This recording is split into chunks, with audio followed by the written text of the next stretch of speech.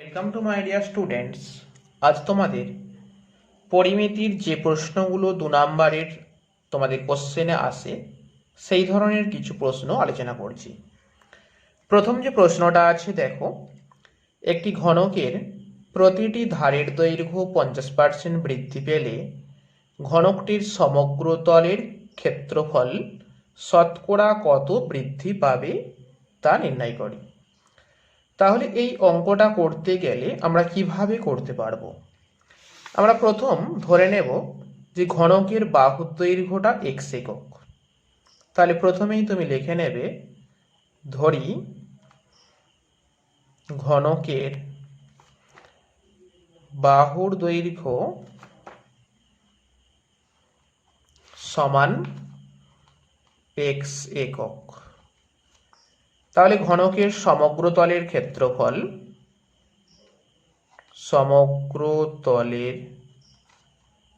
ক্ষেত্রফল তোমরা সূত্রটা কি জানো? 6 ইন্টু বাহু স্কয়ার বর্গ একক। দেখো ধারের দৈর্ঘ্যটা কত বাড়ছে? 50%। তাহলে পরিবর্তিত বাহুর দৈর্ঘ্য সমান x প্লাস x ইন্টু 50/100।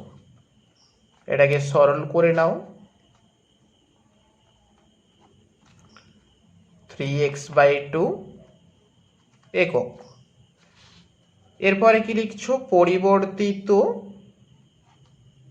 সমগ্র তলের ক্ষেত্রফল সমান 6 ইন্টু এটার হোল স্কয়ার। তাহলে এটা যদি তুমি সরল করো, এটা মানে 27x²/2 বর্গ একক। তাহলে এখানে দেখো ক্ষেত্রফল ছিল এটা, এখানে হচ্ছে এটা, তার মানে বেড়ে যাচ্ছে। অতএব ক্ষেত্রফলের বৃদ্ধি সমান 27x² মাইনাস 6x² ইন্টু 100%। ওপরেরটাকে লসাগু করে দাও, 27x² মাইনাস 12x², এটা 100/6x²। ওপরেরটা বিয়োগ করো, 15 100/6x²। x² কেটে দিলাম, 2 দিয়ে কাটলে 50, 2 দিয়ে কাটলে 3 25, 3 দিয়ে কাটলে 5। তাহলে 5 25-এ 125%।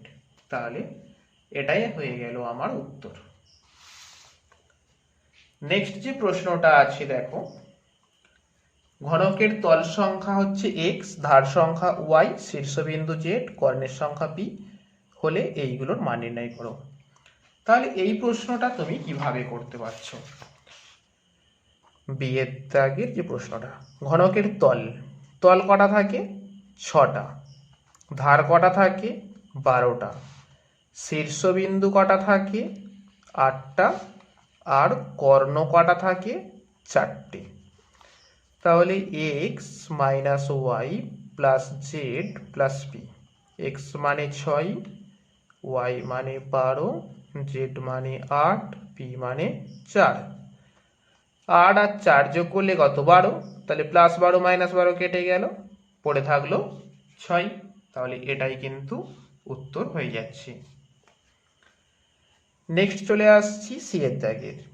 একটি লম্ববৃত্তাকার চোঙের বক্রতলের ক্ষেত্রফল সি বর্গ একক, ভূমির ক্ষেত্রফল আর, আয়তন ভি ঘন একক হলে এটা মান বের করতে হবে।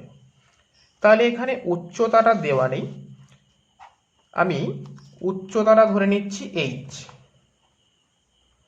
উচ্চতা h একক। তাহলে ভি হচ্ছে আয়তন, চোঙের আয়তনের সূত্র কি? πr²h।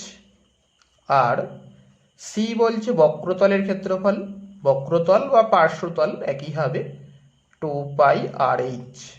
তাহলে CR/V, সি মানে 2πrh ইন্টু আর ছিল, নিচে ভি মানে πr²h পাই পাই কেটে গেল, আর স্কোয়ার কেটে গেল, এইচ কেটে গেল, পড়ে থাকলো 2। তাহলে এটাই উত্তর এসে গেল। নেক্সট চলে আসছি পরের প্রশ্ন। দুটো লম্ববৃত্তাকার চোঙের আয়তন সমান, উচ্চতার অনুপাত এত, তাদের ব্যাসার্ধের অনুপাত কত? দেখো, উচ্চতার অনুপাত তোমাকে বলে দিচ্ছে 1:2। তার মানে তুমি যদি দুটো উচ্চতা ধরে নাও, একটা h1 আর একটা h2, তার মানে h1 বাই h2 সমান 1/2। ব্যাসার্ধ দুটো তুমি ধরে নাও r1 r2 একক। প্রশ্নে বলছে আয়তন সমান, তাহলে আয়তন যদি সমান হয় তাহলে প্রথম চোঙের আয়তন কত? পাই r1 স্কোয়ার h1 সমান পাই r2 স্কোয়ার h2। তার মানে এখান থেকে আমি লিখতে পারি, পাই বাদ হয়ে যাচ্ছে, r1 বাই r2 তার হোল স্কোয়ার সমান h2 বাই h1। এইচটা এদিকে চলে যাচ্ছে, আরটা এদিকে নিয়ে চলে আসছি। এখন h1 বাই h2 ছিল 1/2, তাহলে এটা কি হবে 2/1।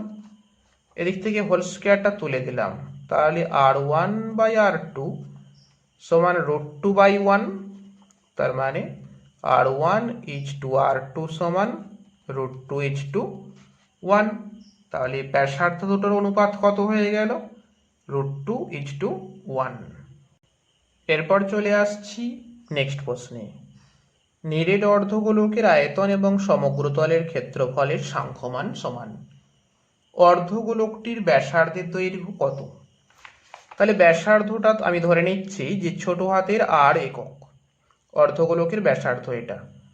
শর্তানুসারে অর্ধগোলকের আয়তন, অর্ধগোলকের আয়তনের সূত্র কি? 2/3 পাই আর কিউব সমান সমগ্রতল, সমগ্রতলের ক্ষেত্রফল সূত্র কি? 3 পাই আর স্কোয়ার। যেহেতু নিরেট আছে 3 পাই আর স্কোয়ার, তাহলে এখান থেকে দুদিক থেকে যদি পাই বাদ দিয়ে দিই এবং আর স্কোয়ার বাদ দিয়ে দিই, তাহলে 2/3 আর সমান 3। তার মানে আর সমান 3 ইন্টু 3/2 মানে 9/2, ভাগ করে দিলে 4.5। তাহলে উত্তর কি লিখব? অর্ধগোলকের ব্যাসার্ধের দৈর্ঘ্য 4.2 একক। নেক্সট চলে আসছি এফের দাগের প্রশ্ন। নিরেট গোলকের বক্রতলের ক্ষেত্রফল এস এবং আয়তন ভি হলে এত, এর মান নির্ণয় করো। তাহলে এখানে ব্যাসার্ধটা দেওয়া নেই, আমি ধরে নিচ্ছি ব্যাসার্ধটা ছোট হাতের আর একক। তাহলে এস মানে কি? বক্রতলের ক্ষেত্রফল। তাহলে বক্রতলের সূত্র কি? 4 পাই আর স্কোয়ার। আর আয়তন ভি মানে সূত্রটা কি? 4/3 পাই আর কিউব।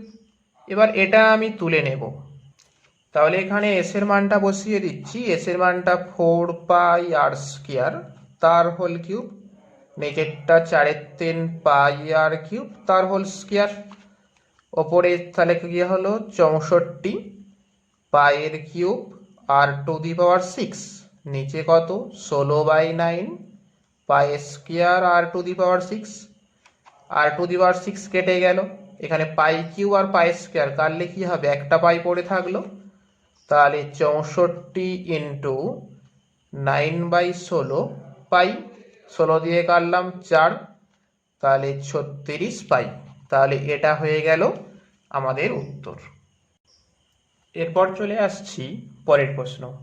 একটি লম্ববৃত্তাকার শঙ্কুর পার্শ্বতলের ক্ষেত্রফল ভূমির ক্ষেত্রফলের √5 গুণ। শঙ্কুটির ব্যাসার্ধ এবং উচ্চতা এবং ব্যাসার্ধের দৈর্ঘ্যের অনুপাত কত?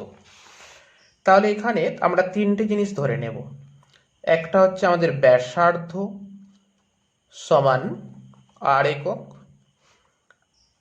উচ্চতা সমান এইচ একক, আর তির্যক উচ্চতা সমান এল একক।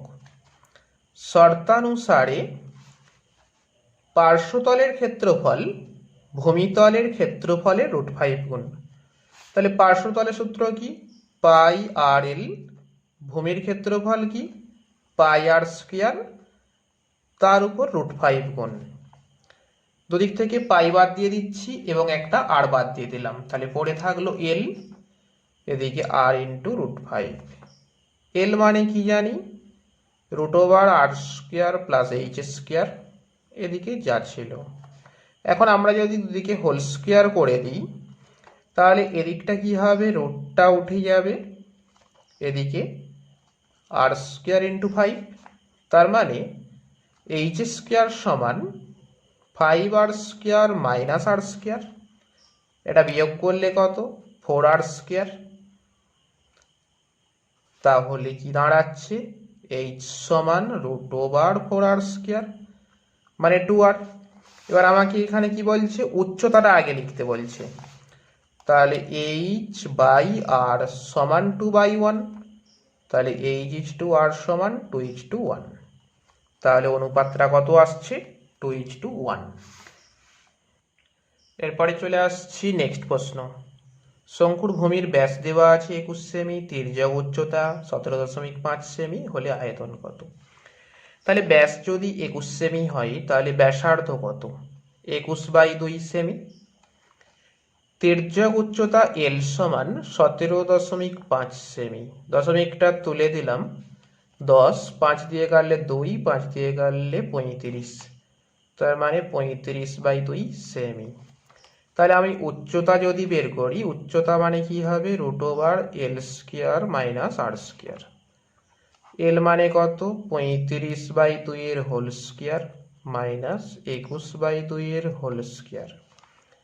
এটাকে সরল করতে হবে, যদি একবারে লসাগু করে দিই আমি, নিচে 4, 35 35, 1 2 2 5, 21 21, 441, বিয়োগ করছি, 4 8 7/4, কাটাকাটি করলাম, √196 বর্গমূল করলে 14 সেমি। তাহলে এটা এইচ পেয়ে গেলাম। এবার আয়তনের সূত্র কি, তাহলে আয়তন সমান, এটা শঙ্কু ছিল, তার মানে 1/3 পাই r²h, তাহলে 1/3 ইন্টু 22/7, আর এর মানটা কত ছিল, 21/2, তাহলে 21/2 গুণিত 21/2, h কত, 14, 7 দিয়ে কাটলাম, 7 2, 2 2 কেটে গেল, এই 2 দিয়ে কাটলাম 11, তাহলে 2 21, 11, 3 দিয়ে কাটা যাবে, 3 7, তাহলে পড়ে থাকছে আমার 11 গুণিত 7 গুণিত 21, এটা গুণ করে দিলে যেটা আসছে এটাই তোমার উত্তর হয়ে যাবে। এরপর চলে আসছি পরের প্রশ্ন। একটি গোলকের ব্যাস অপর একটি গোলকের ব্যাসের দ্বিগুণ যদি বড় গোলকটির সমগ্রতলের ক্ষেত্রফলের সাংখ্যমান ছোট গোলকটির আয়তনের সাংখ্যমানের সমান হয়, তবে ছোট গোলকটির ব্যাসার্ধ কত। আমি ছোট গোলকটির ব্যাসার্ধ ধরে নিলাম x একক, তাহলে বড় গোলকটির ব্যাসার্ধ কত হবে, বড় গোলকটার ক্ষেত্রে r2 যদি হয় তাহলে ওটা কত হবে, 2x একক, কারণ দ্বিগুণ বলা আছে, ব্যাসের দ্বিগুণ মানে ব্যাসার্ধের দ্বিগুণ, একই হবে। শর্তানুসারে বলছি কি, বড় গোলকটির সমগ্রতলের ক্ষেত্রফল, তাহলে বড় গোলকটা এটা, এর সমগ্রতল 4π 2x এর হোল স্কোয়ার সমান ছোট গোলকটির আয়তন, ছোট গোলকটার আয়তন কত, 4/3 x এর কিউব, একটু সরল করে নিলাম, 4π ইন্টু 4x², 4/3 x এর কিউব। আচ্ছা, দুদিক থেকে যা যা বাদ হচ্ছে সেগুলো বাদ দিয়ে দিলেই আমি কি পাচ্ছি, এদিকে 4 পড়ে থাকছে সমান, এদিকে পড়ে থাকছে x/3, তাহলে কণাকণি গুণ করলে x সমান 12, তার মানে ছোট গোলকের ব্যাসার্ধ কত, 12 একক। নেক্সট যে প্রশ্নটা আছে দেখো, নীলের অর্ধগোলকের আয়তন দেওয়া আছে এত ঘন সেমি, ব্যাসের দৈর্ঘ্য কত। তাহলে এটা আর বলছি না, ব্যাসার্ধটা তুমি ধরে নেবে আর, তাহলে আয়তনের সূত্র কি, 2/3 পাই r³ সমান 144 পাই, তাহলে এখান থেকে আর কিউব হবে কত, 144 গুণিত 3 2 দিয়ে কাটে দেবে 7 72 মানে 216, তার মানে 6 কিউব। তাহলে আর সমান কত, 6। তাহলে ব্যাসার্ধ যদি 6 হয় তাহলে ব্যাস কত হবে, 12। এরপরে চলে আসছি কের দাগের প্রশ্ন। একটি আয়তঘনাকার ঘরের দৈর্ঘ্য প্রস্থ উচ্চতা দেওয়া আছে, a plus b plus c বলে দিচ্ছে 25। এটা এত ঘরটির মধ্যে যে বৃহত্তম দণ্ড রাখা যাবে তার দৈর্ঘ্য। তাহলে দণ্ডটা বৃহত্তম দণ্ড মানে কর্ণের দৈর্ঘ্যটা তোমাকে বের করতে হবে। তাহলে প্রথম যেটা দেওয়া আছে এটা আর এটা, এই দুটোকে আমি তুলে নিচ্ছি। এবার কি করছি, আমি এটাকে দুদিকে হোল স্কোয়ার করে দিচ্ছি, এটা থাকছে। তাহলে এটা সূত্রটা কি জানি, A square plus B square plus C square plus 2 into A B plus B C plus C A সমান 625। এটা যেমন ছিল থাকছে 2 ইন্টু 240.5 625। তাহলে A square plus B square plus C square সমান কত, 625। এটা এদিকে চলে আসছে 481, এটা বিয়োগ করলাম 144। অতএব √/a square plus B square plus C square সমান √/144 মানে 12। তাহলে আমার যে দণ্ডটা রাখা যাবে তার দৈর্ঘ্যটা কত হবে, 12 একক। কারণ এটা কর্ণের দৈর্ঘ্য, কর্ণের সূত্র এটা, আর আমরা জানি যে ঘরের মধ্যে কর্ণটাই সব থেকে লম্বা হয়। নেক্সট চলে আসছি পরের প্রশ্ন। এটি লম্ববৃত্তাকার শঙ্কুর উচ্চতা দেওয়া আছে, আয়তন দেওয়া আছে, তির্যক উচ্চতা বের করতে বলছি। তাহলে দেখো ব্যাসার্ধটা দেওয়া নেই, আমি ব্যাসার্ধটা ধরে নিলাম আর সেমি, এটা ব্যাসার্ধ। আয়তনের সূত্রটা কি জানি, 1/3 পাই আর স্কোয়ার এইচ সমান 100 পাই।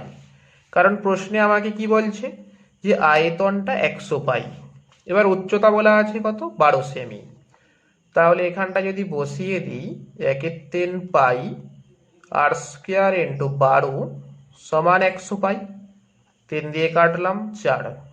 তাহলে আর স্কোয়ার সমান 100 পাই বাই 4 পাই, কাটাকাটি করে দাও 25। তাহলে আর সমান কত, √25 মানে 5 সেমি। আর পেয়ে গেলাম, এইচ তো জানাই ছিল। তাহলে তির্যক উচ্চতা এল সমান আর স্কোয়ার প্লাস এইচ স্কোয়ার, তার মানে 5 স্কোয়ার প্লাস 12 তার হোল স্কোয়ার। 5 স্কোয়ার মানে 25, 144, 169 মানে 13 সেমি। তাহলে এটা তির্যক উচ্চতা পেয়ে গেলাম। তো এই প্রশ্নগুলো তোমরা খুব ভালো করে করবে তোমাদের পরীক্ষার জন্যে। যদি ভালো লেগে থাকে তাহলে অবশ্যই একটা লাইক করো, আর যদি তুমি চ্যানেলে নতুন হয়ে থাকো তাহলে চ্যানেলটিকে অবশ্যই সাবস্ক্রাইব করে নিও।